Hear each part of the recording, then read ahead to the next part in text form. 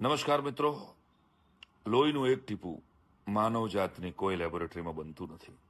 ત્યારે એકમાત્ર રસ્તો છે કે આપણે રક્તદાન કરીને કોઈ પરિવારના મોભીને, કોઈ પરિવારના છત્રને, કોઈ પરિવારના કુળદીપકને કે દીકરીને બચાવી શકીએ છીએ. રક્તદાન એકમાત્ર વિષય એવો છે કે જે આ ધરતીનું સૌથી શ્રેષ્ઠ દાન મને લાગે છે.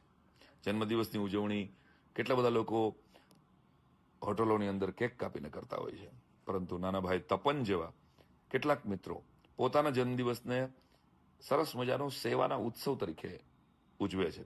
ત્યારે ભાઈ તપનને ખૂબ ખૂબ શુભકામના. આગામી 28મી એપ્રિલે હળવદની અંદર બજરંગ બેન્ક્વેટમાં સાંજે 4 થી 8 સ્વૈચ્છિક રક્તદાન શિબિર રાખવામાં આવી છે. તપનના 34મા જન્મદિવસ નિમિત્તે આવું સરસ મજાનો વિચાર નવયુવાનને આવ્યો, એના માટે એને ખૂબ ખૂબ શુભકામના આપું છું. હળવદની જાહેર જનતાને મારી હૃદયભરી વિનંતી છે કે આ રક્તદાન કેમ્પ જન્મદિવસના ઉજવણીની અંદર જ્યારે ઉજવાતો હોય ત્યારે આ રક્તદાન કેમ્પની અંદર આપ બધા સહયોગી થઈએ અને કોઈનું જીવન બચાવવા માટે આપણે સૌ સાથે મળીને એક પ્રયત્ન કરીએ.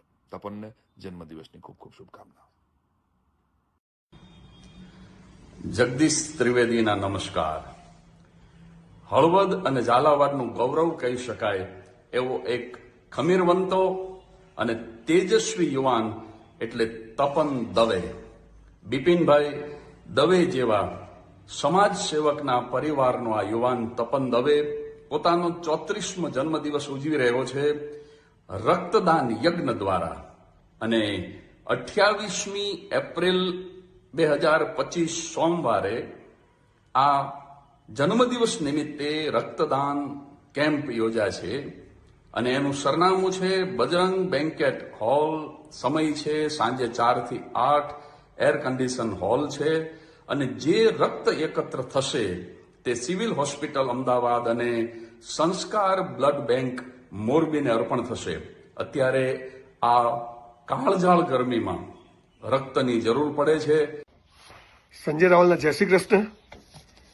તપન દવે હળવદનો એક યુવાન, મારો મિત્ર અને સદૈવ હસતો રહેતો માણસ, જેનો જન્મદિવસ છે અને આ જન્મદિવસ નિમિત્તે એમણે એક રક્તદાન શિબિરનું આયોજન કર્યું છે.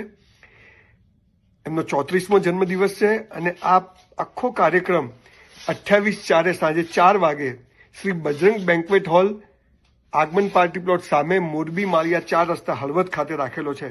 તો સૌ યુવાનોને કહું છું કે તમારું એક એક બૂંદ યોગ્ય જગ્યાએ પહોંચશે એની હું તમને ખાતરી આપું છું અને રક્તદાન ચોક્કસથી તપનભાઈના જન્મદિવસે કરજો. Thank you.